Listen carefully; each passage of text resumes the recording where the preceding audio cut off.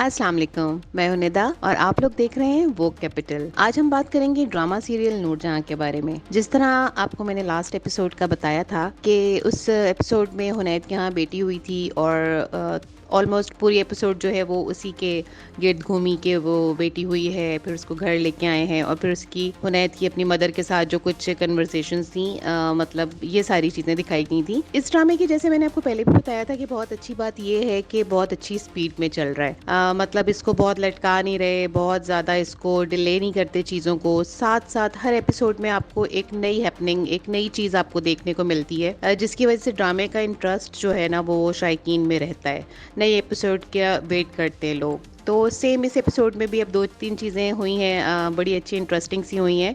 एक तो ये हुई कि हुनैद जो है उसका अपनी बेटी के साथ जो एक प्यार है वो दिखाया गया है कि पहले तो अपनी वाइफ के पीछे ना कभी अपनी मदर के साथ कोई इसने बात की, ना कभी उसकी साइड ली, तो वो बेचारी रोती ही रहती थी। लेकिन अब जब से बेटी आई है, एक दिन उसने देखा कि बेटी उसकी जो है वो रूम में अकेली रहे और वो रो रही है, तो उसकी वजह से उसको बहुत गुस्सा आता है और वो आके अपनी वाइफ यानी सफ़ीना को बहुत डांटता है कि तुमने मेरी बेटी का ख्याल नहीं रखा, उसको अकेले छोड़ दिया, और इस तरह से उसको काफ़ी डांटता है। तो उसके बाद बड़ा अच्छा दिखाया, अच्छा सा एक सीन है कि जो सफ़ीना होती है वो शीशे के सामने खड़ी होके बात कर रही होती है। तो उसके बहुत अच्छे डायलॉग हैं, क्योंकि मोस्टली पहले भी वो जब कभी उसे घर में डांट पड़ती थी या कोई लड़ाई होती थी तो वो शीशे के सामने खड़े होकर रोती थी और अपने आप से बातें करती थी।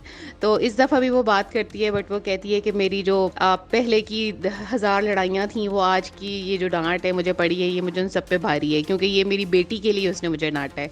यानी कि इस घर में एक बेटी की जीत हो गई है। तो ये बड़ी अच्छी एक चीज़ दिखाई, अच्छा सीन लगा मुझे। सेकंड जो चीज़ है वो हुई है कि जो नूर बानो है उनका एक कज़न आया है दुबई से। नूर बानो ने उसके लिए कोई लड़की देखनी है, तो नूर बानो जो है वो अपने कज़न को कह रही है कि तुम ये जो सुंबुल है, क्योंकि सुंबुल भी उसी हवेली में रह रही है, अपने कज़न को कहती है कि तुम सुंबुल को कंसीडर करो।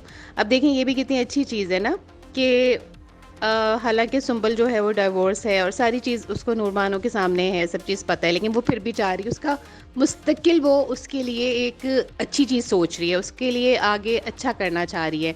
तो अब देखें, लग तो ऐसे रहा है कि इन दोनों की भी शायद आपस में आगे कोई बॉन्डिंग हो जाए, कोई इनकी शादी वादी का सीन चल पड़े, क्योंकि उस जो उनका जो कज़न है उसको भी सुंबल में इंटरेस्ट नज़र आ रहा है ना। तो जनाब बस ये चीज़ है। तीसरी चीज़ ये दिखाई है इसमें कि जो अब नूरजहां है ना वो मुराद को अब थोड़ा सा खींच रही है।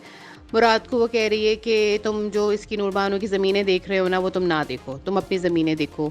उसको उसके सामने कुछ शराइत रख के कि वो अब उसको कह रही है कि तुम उसकी ज़मीनें देखना छोड़ दो, अपनी ज़मीनों पे जाओ, मैंने तुम्हारी पहले सब बातें मानी हैं। इससे पहले आपको याद होगा कि वो हवेली नाम करवाने की बात थी, तो तब भी मुराद ने अपनी वाइफ के लिए स्टैंड लिया था।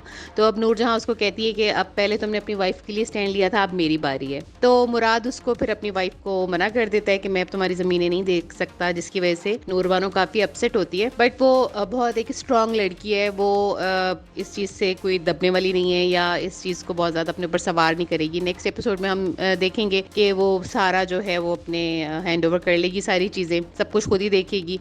और फिर अब आगे जो है ना, अब आगे ज़मीन को लेके आपस में भाइयों के बीच में कोई लड़ाई झगड़ा होता नज़र आ रहा है। तो उसके लिए हमें इंतज़ार करना पड़ेगा अगले एपिसोड्स का, तो फिर देखते हैं कि क्या होता है।